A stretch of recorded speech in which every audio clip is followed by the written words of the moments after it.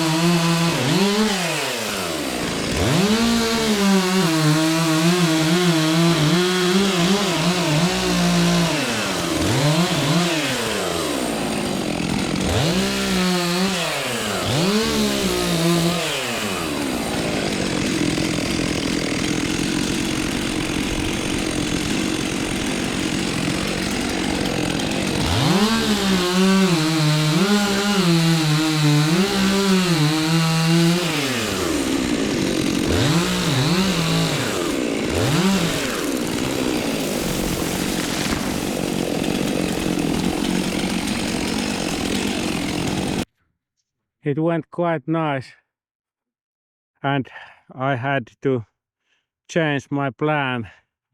First I was going to fell this path also in that direction, but because this is maple, the wood is quite hard, so it's going to break quite easily in this direction.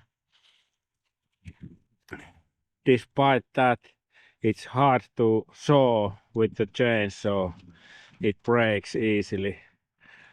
But then there was enough room between the spruce and the electric wire, so and it was also leaning in that direction. It was much more easier to fell it there.